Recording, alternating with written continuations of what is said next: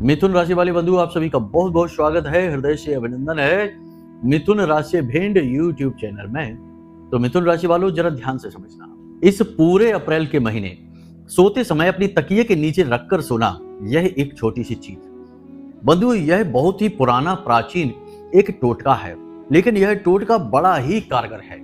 हमने खुद इस टोटके को आजमा कर देखा है, एक बार नहीं कई बार। हर बार इस टोटके ने, इस क्रिया ने अपना काम करके दिखाया है। जो भी आपकी इच्छा है, मनोकामना है, समस्या है जिसका आप समाधान ढूंढ नहीं पा रहे हैं, बहुत लंबे समय से आप उलझे पड़े हैं, लेकिन आप उस समस्या से बाहर नहीं निकल पा रहे हैं, तो आप इस क्रिया को करके देखिए। इस एक चीज को तकिए के नीचे रखकर सोइए, केवल 6 से 7 दिनों के लिए।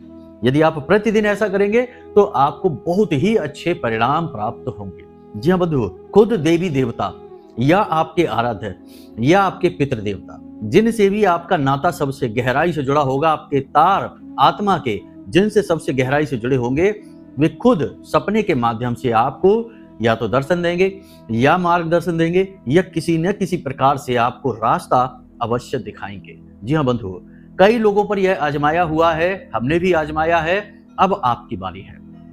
इसी के साथ साथ बंधु, हम आपको बताएंगे 4 ऐसे कार्य जो इस अप्रैल के महीने में कम से कम 1 से 15 तारीख तक तो आपको भूल कर भी नहीं करने हैं। यदि कर लिए तो बेड़ा गर्क है, पूरी तरह से बर्बाद हो जाएंगे, आपके साथ साथ आपका परिवार भी दुख भोगेगा। जी हाँ बंधु, क्योंकि आपके जीवन में कुछ अनिष्ट, कुछ ऐसा नकारात्मक घटित हो जाएगा जो आपको पूरी तरह से बर्बाद कर देगा। और आपकी बर्बादी मतलब आपके पूरे परिवार की बर्बादी। एक इंसान से उसका पूरा परिवार जुड़ा रहता है, एक यदि तबाह होगा तो सभी तबाह होंगे, तो ऐसा नहीं होने देना है। ठीक है बंधु, इसी के साथ साथ हम आपको एक ऐसी गुप्त क्रिया विधि बताएंगे जिससे आप अपनी कुंडली का सबसे ताकतवर भाव, जी हाँ बंधु, यह भाव इतना शक्तिशाली है कि यह आपके पूरी जिंदगी को नियंत्रित करता है।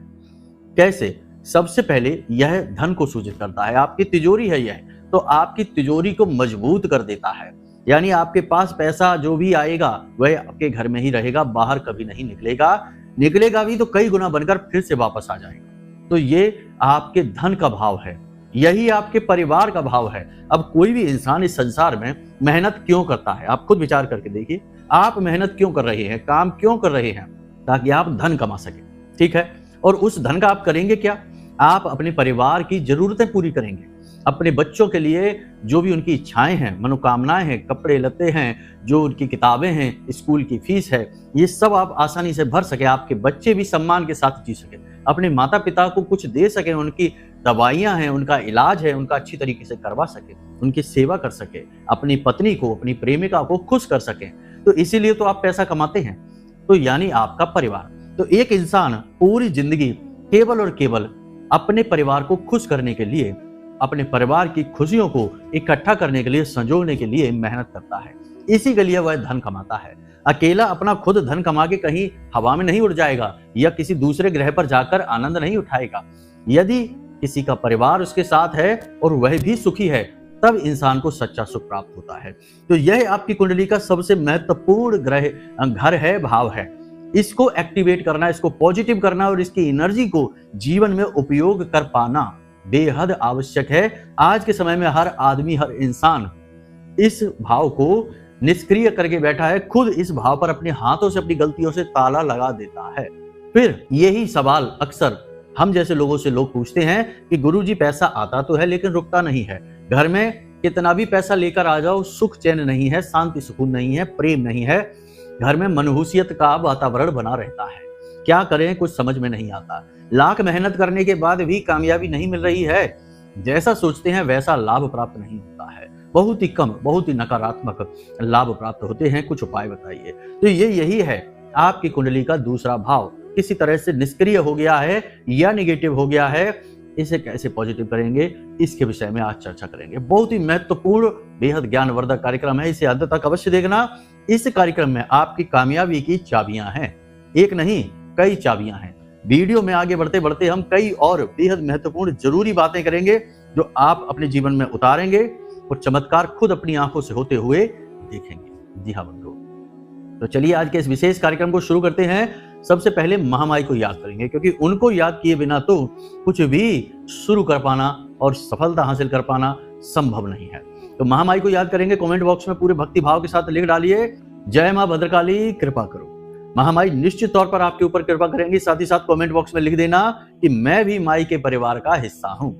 आपको अवसर है महामाई के धाम से जुड़ने का, महामाई के परिवार के सदस्य बनने का। इसे जाने मत देना, कभी कभी ऐसे अवसर आते हैं। सबके साथ तो रिश्तेदारियां दुनिया भर की निभाते ही हो, अपनी माँ महामाई जगत माई की रिश्तेदारी भी तो निभा कर देखो, बन जाइए परिवार के सदस्य। लिख डालिए, ठीक है। चलिए अब सारी बातों को ध्यान से समझना, अपने मूल विषय को शुरू कर रहे हैं तो अच्छी तरह से समझना। प्यारे मित्रों, हमारे अत्यंत प्रिय और परम पूज्य अमिताचार्य जी के पास माँ बगलामुखी और माँ भद्रकाली की साधनाओं का वर्षों का अनुभव है और माता रानी की इनके ऊपर पूर्ण कृपा और सिद्धि है। आचार्य जी ने अपने सटीक कुंडली विश्लेषण और श्रेष्ठतम उपायों के माध्यम से हजारों लोगों के जीवन को खुशियों से भरा है। आचार्य जी का कुंडली विश्लेषण और उपाय करवाने का तरीका इतना अद्भुत है कि जीवन के हर एक दुख और कष्ट का कारण जड़ से ही समाप्त हो जाता है। फिर समस्या चाहे जैसी भी हो, कर्जा बहुत बढ़ गया हो, व्यापार चल नहीं रहा हो, बीमारियों में आप बर्बाद हो चुके हो, रिश्तों में प्रेम समाप्त हो चुका हो, या फिर नौकरी ही ना मिल रही हो, विवाह में देरी होती हो, कैसी भी समस्या हो, इन समस्याओं का कारण क्या है, कौन सी महादशा परेशान कर रही है, कौन सा दोष लगा हुआ है, सब कुछ आचार्य जी इतना सटीक बताते हैं कि वर्षों वर्ष के दुख कुछ ही दिनों में समाप्त हो जाते हैं। अगर आपके जीवन में भी कोई ऐसी संकट की घड़ी है तो यही सही समय है जब आप पूज्य आचार्य जी के हाथों से अपनी कुंडली का विश्लेषण करवाएं और वर्षों से चल रहे दुखों और संकटों के इस चक्र से बाहर निकल जाएं। प्यारे मित्रों, अभी वीडियो में दिए गए नंबरों पर फोन करिए और अपनी कुंडली का श्रेष्ठतम आकलन करवा डालिए। जिंदगी बदलने का ये सबसे बड़ा मौका हाथ से मत जाने दीजिएगा। जय माई की, महामाई आपका कल्याण करे। तो बंधुओं, आज का जो विषय है वह है कि सोते समय तकिए के नीचे रखना है यह एक छोटी सी चीज। अब सोते समय तकिए के नीचे कोई भी चीज रख के सो जाने से भला क्या होगा? सोते समय तो वैसे भी हमें सुध बुध नहीं होती है, तो हम सोते समय भला अपनी समस्या का समाधान कैसे निकाल सकते हैं? ऐसे बहुत सारे लोगों के मन में प्रश्न शायद आ रहे होंगे। प्रश्न भी जायज हैं कि भाई जब हम जागते हुए अपनी समस्या का समाधान नहीं निकाल पा रहे हैं तो सोते समय कैसे निकालेंगे? तो अब ध्यान से समझिए, ये संसार वैसा नहीं है जैसा हम इसे समझते हैं। कैसे? ध्यान से समझिए। विज्ञान की भाषा से समझाते हैं कि जब हम अपने इस संसार को देखते हैं तो अपनी इंद्रियों के माध्यम से, अपनी कर्मेंद्रियां, अपने ज्ञान इंद्रियों के माध्यम से इस संसार को जानने की कोशिश करते हैं, समझते हैं। लेकिन हमारी इंद्रियों की एक सीमा है। प्रकाश की सीमित व्यवस्था को ही हमारी आंखें देख सकती हैं, आवाज की सीमित अवस्था को ही हमारे कान सुन सकते हैं, हमारा दिमाग भी एक सीमित व्यवस्था को ही समझ सकता है। उससे ऊपर और नीचे की व्यवस्थाएं दिमाग की समझ से परे हैं। अब जिस वायरस और बैक्टीरिया की वजह से आप बीमार हो जाते हैं, कोई और बीमार हो जाता है, क्या वह वायरस और बैक्टीरिया हम अपनी आंखों से देख सकते हैं, अपने कानों से उसे सुन सकते हैं, महसूस भी कर सकते हैं? नहीं, वह हमारी सीमा से बाहर है। वह इतना सूक्ष्म है कि हमें ना तो समझ में आता है, ना दिखाई देता है। उसके लिए हमें उपकरणों की आवश्यकता होती है। तो इसी प्रकार हमारी इंद्रियों की सीमाएं हैं। तो हम जब जागते हुए भौतिक संसार में जीते हैं और अपनी समस्याओं का सामना करते हैं, उनका निराकरण निकालने की कोशिश करते हैं, तो हम अपनी इंद्रियों का और अपने भौतिक शरीर का पूर्ण उपयोग कर रहे होते हैं। बंधुओं, ध्यान से समझते जाइए, यह बहुत ही महत्वपूर्ण विषय है और इस विषय में आपके प्रश्नों के, मन के सवालों के जवाब हैं, ताकि आप इस काम को पूरी निष्ठा के साथ करें। क्योंकि आपकी निष्ठा, आपका भाव कमजोर पड़ेगा, काम नहीं बनेगा। याद रखना, इस संसार में जो भी काम हम करते हैं भौतिक शरीर से, भौतिक इंद्रियों के उपयोग करते हुए जो कार्य करते हैं, उन कार्यों की सीमाएं हैं। लेकिन जो कार्य भौतिक से ऊपर उठ जाते हैं, अभौतिक हो जाते हैं, वे सीमाओं से दूर हो जाते हैं। उनके ऊपर कोई सीमाएं नहीं है, वे असीमित होते हैं। अब ध्यान से समझिए, आपके विचार असीमित हैं, आपकी सोच असीमित है। प्राचीन काल में ऋषि मुनि आंख बंद करके ध्यान की अवस्था में बैठते थे, भूत भविष्य वर्तमान सब कुछ देख लिया करते थे। किसके साथ क्या होने वाला है उन्हें पहले ही पता चल जाता था। जैसे सामने आंखों की एक पिक्चर चल रही हो, फिल्म चल रही हो, ऐसे उन्हें सब कुछ दिखाई दे जाता था। तो कैसे होता था ये? क्योंकि वे इस शरीर की इन आंखों से तो वे नहीं देख सकते। उनके मन की आंखें, उनकी आत्मा की आंखें, जो भौतिक नहीं है, भौतिकता से ऊपर की चीज है, अभौतिक है, पराभौतिक है, उसकी सीमा नहीं है, वह असीमित है। अब नींद से इसका गहरा नाता है।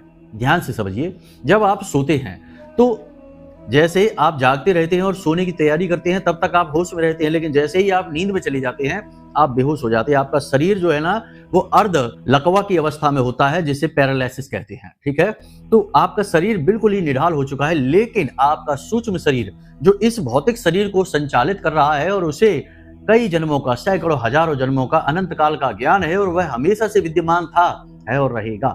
भगवान श्री कृष्ण कहते हैं अर्जुन से कि हे अर्जुन, तुम किस भूत भविष्य और वर्तमान की बात कर रहे हो? क्योंकि भगवान श्री कृष्ण अर्जुन से कहते हैं कि अब हम आपको वह योग का ज्ञान देने जाएंगे जो ज्ञान हमने सूर्य को दिया था। तो अर्जुन आश्चर्य में पड़ जाते हैं और कहते हैं कि प्रभु, आपने सूर्य को यह ज्ञान कैसे दे दिया? सूर्य तो ना जाने कितने अनंत काल से हैं और आप तो हमारे सामने हैं और आपने तो अभी जन्म लिया है, तो आपने यह ज्ञान भला सूर्य को कैसे दे दिया? तो भगवान श्री कृष्ण मुस्कुराते हैं और कहते हैं कि हे अर्जुन सुनो, भूत भविष्य और वर्तमान ये तुम्हारे इस भौतिक संसार की देन है, लेकिन इस संसार से ऊपर जब तुम उठोगे तो तुम्हें पता चलेगा कि भूत भविष्य और वर्तमान जैसी कोई चीज होती ही नहीं है। सब कुछ ज्यों का त्यों पहले से ही विद्यमान है। हमेशा से ही तुम, हमेशा से ही हम और हमेशा से ही यह सूर्य भी विद्यमान है। इसलिए ये इस शरीर की सीमाओं से परे की चीजें हैं, तुम्हें समझ नहीं आएंगी। इनको समझने के लिए वह पराभौतिक ज्ञान अनिवार्य होता है। जब अर्जुन को कुछ भी समझ में नहीं आया तो अंत में भगवान ने अपना विराट स्वरूप दिखाया और उस विराट स्वरूप के लिए अर्जुन को दिव्य नेत्र दिए। दिव्य नेत्र से यहाँ पर मतलब है दिव्य समझ दी, जो इस संसार की नहीं पराभौतिक संसार की समझ थी, जिससे अर्जुन ने भगवान के असली स्वरूप को जाना। विराट स्वरूप का मतलब होता है अनंत स्वरूप, जिसमें सब कुछ समाहित है, संपूर्ण ब्रह्मांड और ऐसे ना जाने कितने ब्रह्मांड भी समाहित है। वह स्वरूप दिखाया। तो उसके लिए नेत्रों की नहीं समझ की आवश्यकता है। ये विषय को समझाने के लिए सारी बातें हम आपको बता रहे हैं। अब अपने मूल विषय पर आ जाते हैं। जब आप सोते हैं तो उस वक्त आपका सूक्ष्म शरीर इस शरीर से बाहर निकलता है और वह अनंत लोकों की यात्राओं पर निकलता है। तभी तो आपको कभी अपने पितृ पूर्वज दिखाई दे जाते हैं, जो इस संसार में नहीं है वे दिख जाते हैं, और कभी कभी भूत प्रेत पिशाच दिख जाते हैं क्योंकि आप उन्हीं के लोकों में चले जाते हैं। और कभी कभी आपको देवी देवताओं के भी दर्शन हो जाते हैं कि भगवान विराजमान है अपने आसन में, या फिर भगवान ध्यान में लीन है, या सोए हैं, या कहीं खड़े हैं और आपको उनके दर्शन हो जाते हैं। कभी कभी किसी मंदिर के। कई बार ऐसा देखा गया है विज्ञान की नजर में, और आज के युग की बात बताते हैं कि कुछ लोगों ने सपना देखा किसी एक विशेष मंदिर का, और बाद में आगे भविष्य में वो उसी मंदिर में पहुंच गए दर्शन करने के लिए। तो उन्हें आश्चर्य होता है कि ये मंदिर तो हमने पहले कभी नहीं देखा, लेकिन इसे तो हमने पहले ही सपने में देख लिया था। तो ये सारी चीजें इसलिए होती हैं क्योंकि आपका सूक्ष्म शरीर इस भौतिक शरीर से बाहर निकलता है और यात्रा पर जाता है। अब यह जो यात्रा होती है यह आपके विचारों से संचालित हो सकती है, ये बात भी निश्चित है। तो अब आप ध्यान से समझिए, जैसे पुराने जमाने में लोग योग निद्रा का सहारा लेते थे, अपने जो धाम होता था, जो उनकी जगह होती थी जहां वो जाना चाहते थे, जिससे संपर्क करना चाहते थे, उससे संपर्क करने के लिए या केवल गहरी मानसिक शांति को प्राप्त करने के लिए योग निद्रा का सहारा लेते थे। तो ऐसा ही कुछ है ये। ठीक है, आपको क्या करना है ध्यान से समझिए। आपको जो भी आपकी समस्या है, इच्छा है, मनोकामना है, उस इच्छा मनोकामना की पूर्ति के हेतु इस प्रयोग को करना है। केवल 7 दिनों के लिए इस प्रयोग को करके देखिए। 7 दिन के अंदर अंदर आपकी इच्छा मनोकामना जो है वह आकार लेना शुरू कर देगी। हम नहीं कहते कि आपने अगर सोचा कि मेरे ऊपर 10 लाख का कर्जा है और कर्जा चुक जाए तो 7 दिनों के अंदर कर्जा चुक जाएगा, नहीं, ये बात गलत होगी। अगर हम आपसे ऐसा कह देंगे तो यह झूठ होगा, और झूठ हम नहीं कहेंगे। या फिर आपकी इच्छा मनोकामना है कि महंगी गाड़ी, बड़ा घर और सुंदर स्त्री से विवाह हो जाए, ये सारी आपकी इच्छाएं मनोकामनाएं हैं और 7 दिनों के अंदर ही सारी पूरी हो जाएंगी, ये कह देंगे तब भी झूठ होगा। ये बातें हम नहीं करेंगे, ये प्रपंच है। लेकिन आपका मार्ग स्पष्ट हो जाएगा, विचार स्पष्ट हो जाएंगे, आपकी जिंदगी में आपकी इच्छा मनोकामनाएं आकार लेना शुरू कर देंगे।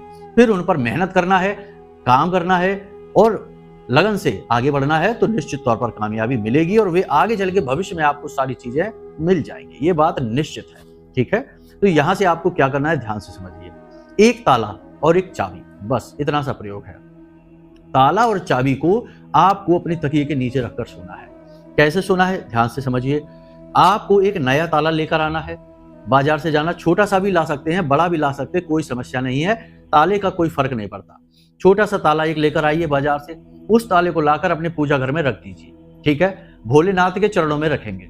देवों के देव महादेव ही आपका उद्धार करेंगे, तो भोलेनाथ के चरणों में रख देंगे। किसी भी दिन आप ये कार्य कर सकते हैं, किसी भी समय कर सकते हैं, समय की दिन की कोई सीमा नहीं है, बस सोने के समय इस कार्य को करना है, इसका ध्यान रखना है। तो आपको क्या करना है, वो ताला लेकर आए, भोलेनाथ के चरणों में रख दिया, वहां पर बैठकर थोड़ी देर के लिए भोलेनाथ से निवेदन करना है कि हे प्रभु, आप हमारी इच्छा मनोकामना पूर्ति हेतु इस प्रयोग के फलित होने का हमें आशीर्वाद दीजिए। प्रभु से आशीर्वाद मांगना है। याद रखना कि भगवान के सामने जाकर, भगवान के मंदिर में जाकर कभी कुछ मांगना नहीं है। कुछ लोग ऐसी मूर्खता करते हैं कि भगवान के सामने जाते हैं और हाथ जोड़कर कहते हैं कि भगवान हमारी नौकरी लगवा दो, भगवान हमारा कर्जा चुकवा दो, भगवान शादी करवा दो, हमारे बच्चे की शराब छुड़वा दो, ये करा दो, वो करा दो। मांगते हैं, मांगना नहीं है। भगवान से भला क्या मांगना? भगवान से कुछ छुपा है क्या? भगवान को नहीं पता कि आप किस समय और किस काल, किस अवस्था से गुजर रही हैं? सब पता है उनको, वो सर्वज्ञ हैं। उन्होंने हमें, आपको, इस संसार को, सबको बनाया और हमारे आपके अंदर भी विद्यमान हैं। उन्हें सब पता है। लीलाएं खेल रही हैं अलग अलग रूपों में, अलग अलग क्रियाओं के माध्यम से।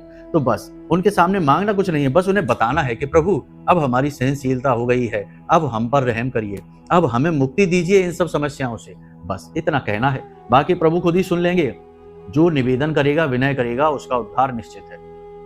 तो इस प्रयोग के सफल होने का भोलेनाथ से आशीर्वाद मांगना है। उसके बाद आपको रात्रि को सोने से पहले आधे घंटे पहले मोबाइल नहीं चलाना है, दूर रख देना है।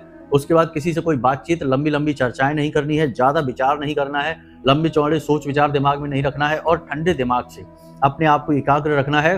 और जो भी इच्छा मनोकामना है उसके पूरे होने का, यानी वह पूरी हो रही है। जैसे कर्जा है आपके ऊपर, तो आपका कर्जा चुक रहा है और अब आप खुश हैं, ऐसा आभास आपको करना है। ठीक है, ये धारणा, क्योंकि धारणा बहुत जरूरी है।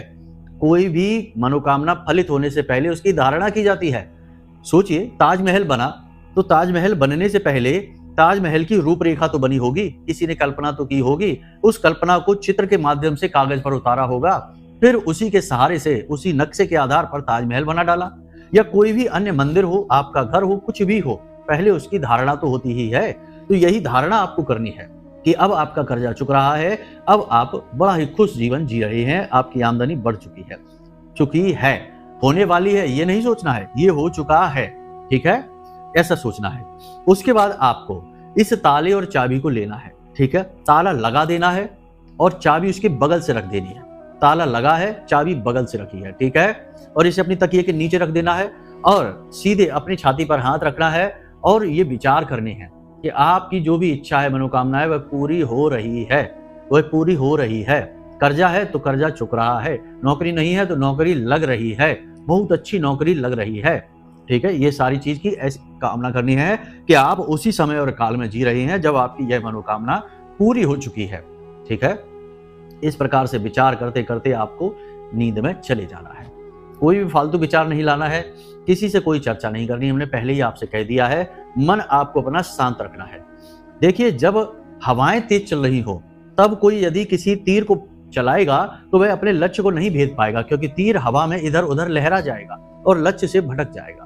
तो जब हवा शांत होती है, वातावरण शांत होता है, उस समय ही तीर अपने लक्ष्य पर सही तरीके से लगेगा, अपने लक्ष्य को भेदेगा। वैसे ही हमारे विचार जो हैं वे हमारी इच्छा मनोकामना को पूर्ति के लिए लक्ष्य को तभी भेद सकते हैं जब विचार कम हो, यानी एकाग्र हो। इसी वजह से ध्यान को सबसे अधिक महत्व दिया गया है हमारी हिंदू सनातनी परंपरा में, एकाग्र चित्ता को बढ़ाने के लिए। इसीलिए हम आपसे कह रहे हैं कि आपको उल्टे सीधे कई विचार अपने दिमाग में नहीं लाने हैं, बस इसी एक विचार के साथ चुपचाप सो जाना है, आपका उद्धार हो जाएगा। केवल 7 दिन के अंदर अंदर आपको दैवीय अनुभूतियां हो जाएंगी सपने में और आपके मार्ग खुल जाएंगे। गारंटी का प्रयोग है, करके देखिए, परिणाम आपको खुद ब खुद पता चल जाएंगे। खुद ब खुद आप कहेंगे कि हाँ, बहुत अच्छा हो रहा है, हमें पता चल गया है कि अब आगे क्या करना है। ठीक है, ये सारी बातें आपको समझ में आ गई हैं। अब आपको बताते हैं कि आपको कौन से ऐसे 4 कार्य हैं जो इस अप्रैल के महीने में भूल कर भी नहीं करने हैं, किसी भी हालत में नहीं करने। सबसे पहला कार्य, कोई भी नया कार्य, कोई भी व्यापार, कोई भी बिजनेस, कोई भी बड़ा कार्य, कोई भी महंगा बड़ा सामान खरीद फरोख्त, यानी खरीदना और बेचना नहीं है। याद रखना, इस 1 से लेकर 15 अप्रैल तक ये कार्य आपको नहीं करने हैं, किसी भी कीमत पे नहीं करना है, वरना पछताना पड़ेगा। ये हम आपको पहले ही बता दे रहे हैं। ठीक है, दूसरी चीज, कर्जा ना तो लेना है और ना ही देना है। अगर कर्जा लेकर कोई काम हो रहा है आपका, तो निश्चित तौर पर आपके विनाश की तैयारी है। राहु है जो आपके जीवन में ऐसी माया रच रहा है कि आपको कर्जा लेने पर मजबूर कर रहा है, फिर उसी कर्जे को बढ़ाता चला जाएगा, कभी चुका नहीं पाओगे। तो इस समय काल में कर्जा नहीं लेना है किसी भी हालत में। देना भी किसी को नहीं है पैसे, कि भैया किसी ने आकर अपने मगरमच्छ के आंसू बहाए, आप भावुक इंसान हैं, भावनाओं में बह जाते हैं और किसी की मदद करने के लिए आपने उठाकर अपना पैसा किसी को पकड़ा दिया। नहीं, ये भी नहीं करना है, वरना पैसा गया आपका, फिर नहीं मिलेगा, अटक जाएगा, आपके काम के लिए नहीं रहेगा। दूसरा कार्य ध्यान से समझिए, कोई भी ऐसा कार्य आपको नहीं करना है जो आपकी आत्मा को दूषित करे। यानी कि आप कोई भी गलत कार्य ना करें, शराब ना पिए, मांसाहार ना करें, झूठ ना बोलें, यानी झूठ ऐसा जिससे किसी की बड़ी हानि हो जाए, वो झूठ आपको नहीं बोलना है, ठीक है। कोई भी व्यभिचार नहीं करना है, किसी को सताना नहीं है, किसी की आत्मा को दुखी नहीं करना है, किसी का अपमान नहीं करना है। इन कार्यों से हमारी आत्मा दूषित होती है और अभी सूर्य के साथ राहु है, तो राहु तो सूर्य को ग्रहण लगा देती है। तो ऐसे कार्य आपको नहीं करने हैं, इस बात का ध्यान रखना है। तीसरा कार्य, अपनी सेहत पर लापरवाही नहीं दिखानी है, सेहत पर पूरा ध्यान देना है। देखिए बंधुओं, पहला सुख है निर्मल काया, दूजा सुख है घर में माया। तो पहला सुख है निर्मल काया। अक्सर हमने देखा है, अब यहाँ पर दूसरे भाव की बात आ रही है, दूसरा भाव आपका कैसे निष्क्रिय हो जाता है। अक्सर हमने लोगों को देखा है आसपास समाज में कि लोग अपनी सेहत के बारे में सबसे कम ध्यान देते हैं। यानी कि जो गाड़ी खरीदेंगे बाजार से, उसमें पेट्रोल सोच समझकर डलाएंगे, पेट्रोल की गाड़ी में डीजल नहीं डलाएंगे, मिट्टी का तेल नहीं डलाएंगे, या फिर उसके जो पार्ट्स होंगे, जो उसकी सर्विस होगी, वो बहुत अच्छी कराएंगे। लेकिन जब अपने शरीर का नंबर आता है तो लोग भयंकर लापरवाह हो जाते हैं, कूड़ा कचड़ा जैसा खाना खाते हैं और बेहद ही खराब जीवन दिनचर्या जीते हैं। शरीर को हर तरीके से नुकसान करने की पूरी कोशिश प्रयास करते हैं, इसी में लगे रहते हैं कि यह शरीर हर तरफ से टूट जाए। तरह तरह के नशे कर रहे हैं, कोई तंबाकू खा रहा है, कोई धूम्रपान कर रहा है, कोई ना जाने क्या क्या उल्टी सीधी चीजें। तो सबसे बड़ी बात यहाँ पर यह आती है कि आपको अपनी सेहत का ख्याल रखना है। जब आपकी सेहत मजबूत होगी तो आपके अंदर आत्मबल उत्पन्न होगा, गुस्से को सहन करने की क्षमता आएगी, हानि लाभ को सहन करने का बल बढ़ेगा। और जब आपके अंदर बल बढ़ेगा तो आप अपनी इंद्रियों को भी काबू कर पाएंगे। और याद रखना कि यदि आप अपनी इंद्रियों को ही काबू नहीं कर पा रहे हैं, केवल इंद्रियों की लोलुपता के लिए, उनकी ही आपूर्ति के लिए जी रहे हैं, तो आपका दूसरा भाव कुंडली का कभी पॉजिटिव नहीं हो सकता, हमेशा नेगेटिव ही रहेगा। क्योंकि इस भाव के स्वामी शुक्र हैं और गुरु इसके कारक हैं। यानी कि ज्ञान और बुद्धि दोनों ही आपको चाहिए हर हाल में इस भाव को सक्रिय करने के लिए। और ये उत्पन्न होते हैं आत्मिक बल से। हम यहाँ शारीरिक बल की बात नहीं कर रहे हैं, आपको कसरत नहीं करनी है, लंबा चौड़ा तगड़ा शरीर बनाने की बात नहीं हो रही है। एक दुबले पतले स्वस्थ शरीर का भी आत्मबल बहुत ऊंचा हो सकता है, तो हम यहाँ उसी की बात कर रहे हैं। तो सबसे महत्वपूर्ण बात यह है कि अपने स्वास्थ्य पर ध्यान दो, बहुत ज्यादा जरूरी है। यह पहला सुख कहा गया है हमारे शास्त्रों में, हमारी हिंदू परंपरा में, तो इसका ध्यान दीजिए, ठीक है। अब चौथा कार्य बंधु ध्यान से समझिए, चौथा कार्य है धर्म से जुड़ने का। ऐसा कभी मत करना कि अपने देवी देवताओं का अपमान कर दिया, अपनी आत्मा को दूषित कर दिया। अपने देवी देवताओं का अपमान, अपने पुरखे पूर्वजों का अपमान, अपने माता पिता का अपमान और अपने धर्म ग्रंथों का अपमान। आजकल यह फैशन बन चुकी है, यह माहौल बन गया है। आसपास हमारे ऐसे विधर्मी अधर्मी लोग फैल चुके हैं जो फैशन समझते हैं इन चीजों का, कि अपने देवताओं का अपमान करो, उनका उपहास करो, धर्म ग्रंथों की बातें जो लिखी हैं उनका उल्टा सीधा मतलब निकाल कर कुछ भी दुष्प्रचार कर डालो। तो ये सारी चीजों में आपको बहुत ही व्यवहारिक होना है, बहुत ही प्रैक्टिकल होकर सोचना है, और इन चीजों को कभी भी अपमानित नहीं करते हैं। ऐसा करते ही आपके कर्म बिगड़ जाते हैं और आपकी फिर क्रिया शक्ति कमजोर पड़ जाती है, फिर आपके लाख प्रयास करने पर आपको फल प्राप्त नहीं होंगे। अब याद रखना बंधुओं, बहुत से लोग ये कहते हैं कि कर्म की शक्ति, हम तो काम करेंगे, कर्म करेंगे, हमें क्यों सफलता नहीं मिलेगी। तो कर्म तो सभी कर रहे हैं, फिर सफलता सबको क्यों नहीं मिल रही। बहुत सारे ऐसे लोग हैं जो पूरे दिल से पूरा जोर लगाकर मेहनत कर रहे हैं और सब कुछ अच्छा है उनके पास, फिर भी कहीं ना कहीं कुछ ना कुछ एक ऐसी कमी है उनके अंदर जिसकी वजह से उनका कर्म बिगड़ रहा है, तो उनकी क्रिया शक्ति का उन्हें फल ही नहीं मिल रहा। व्यापार करते हैं, घाटा हो जाता है, पैसे ले लेते हैं तो दे ही नहीं पाते हैं, हर जगह रिश्ते नातों में परेशानी ही परेशानी है, तो ऐसे लोग बड़े दुखी हो जाते हैं। तो फिर ये क्यों होता है? तो ये इसीलिए तो होता है क्योंकि कहीं ना कहीं उनका कर्म बिगड़ गया है, जिसकी वजह से क्रिया शक्ति फलित नहीं हो रही। और एक बात याद रखना, कड़वा सच है लेकिन बिल्कुल सत्य है, केवल मेहनत कर लेने से यदि कामयाबी मिलती तो दुनिया का हर लेबर, मजदूर और कारीगर अरबपति करोड़पति होता, क्यों फालतू में दुख भरा जीवन जी रहा होता। मेहनत करने से कामयाबी नहीं मिलती है, दोनों चीजें होनी चाहिए, भगवान की कृपा और आशीर्वाद और आपकी मेहनत, तब कामयाबी मिलती है।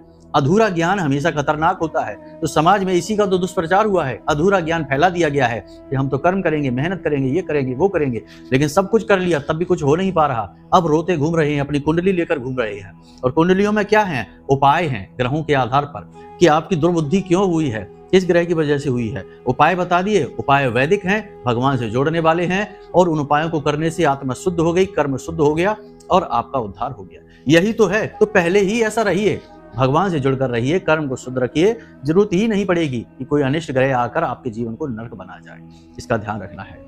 अंत में सबसे महत्वपूर्ण बात कि कोई भी भिखारी आपके दरवाजे से खाली हाथ वापस ना लौटे। ये सबसे महत्वपूर्ण बात है, इसे ध्यान रखना है। लोग अक्सर यह करते हैं कि भिखारियों को नीची नजर से देखने लगते हैं। कोई अगर आप जैसे कहीं खाना खा रही हैं, सड़क के किनारे ही खा रहे हैं, कोई आपसे आकर मांगने लगे कि कुछ खाने को दे दो, भूख लगी है, या फिर आपके दरवाजे पर आकर कोई आपसे भीख मांगे कि कुछ खाने को दे दो या कुछ पैसे दे दो, कुछ दे दो, तो लोग उसको बड़ी नीची नजर से देखते हैं। हमें आश्चर्य होता है कि भाई इसको नीची नजर से क्यों देख रहे हो? ये आपके दरवाजे पर आकर भीख मांग रहा है, आपका मान बढ़ा रहा है, आपको इज्जत दे रहा है, आपको किसी लायक समझ रहा है। और इस दुनिया में ऐसा कौन है जो भिखारी नहीं है? हर इंसान, हर व्यक्ति कहीं ना कहीं भीख ही मांग रहा है। आप भगवान के यहाँ जाकर भीख मांगेंगे, ये आपके यहाँ भीख मांग रहा है, तो इसमें और आप में कोई अंतर नहीं है। तो हमेशा अपने असली स्वरूप को याद रखना, हर इंसान कहीं ना कहीं भिखारी ही है। तो किसी भिखारी को देखकर उसे नीची नजरों से कभी मत देखना, वह आपका समकक्ष ही है, बस आपका और उसका स्तर अलग है। आपने अच्छे कपड़े पहन रखे हैं, आपके पास अच्छा घर है, उसके पास ये सब नहीं है। लेकिन भगवान का क्या पता, किसी दिन अपनी छड़ी घुमाएं, आशीर्वाद दें और उल्टा हो जाए कि आपके पास से ये सारी चीजें चली जाएं और उसके पास आ जाएं, उसके पास अच्छा घर, अच्छी गाड़ी और अच्छे कपड़े हो जाएं और आप सड़क पर खड़े दिखाई दें। भगवान का क्या है, रातों रात भिखारी बना देना और रातों रात भिखारी को राजा बना देना। राजा हरिश्चंद्र के साथ क्या हुआ था, यही तो हुआ। तो मत भूलिए सच्चाई को, मत भूलिए अच्छाई को। यही तुम्हारी आत्मा को शुद्ध करता है और तुम्हें आगे ले जाता है। और तुम्हारी कुंडली का दूसरा भाव आपकी सच्चाई और अच्छाई पर ही निर्भर है। इन बातों को याद रखना है, क्योंकि गुरु इसके कारक है। और गुरु कौन है? गुरु है ज्ञान, श्रेष्ठता, उत्तम चरित्र गुरु हैं। तो इन्हें आपको एक्टिव करना होगा। तो यहां तक सारी बात आपने समझ ली है। कैसे आप अपनी कुंडली को सुधार सकते हैं, दोष समाप्त कर सकते हैं और कैसे अपनी इच्छा मनोकामना पूरी कर सकते हैं, इसके विषय में भी आपको हमने बता दिया विस्तार से। अब भी यदि कोई मन में प्रश्न उठे या अपनी कुंडली का विश्लेषण कराना हो तो नंबर वीडियो में दिया है, उस पर फोन कर लेना। फोन करेंगे, जो भी आपकी मन के प्रश्न होंगे, सवाल के जवाब आपको मिलेंगे।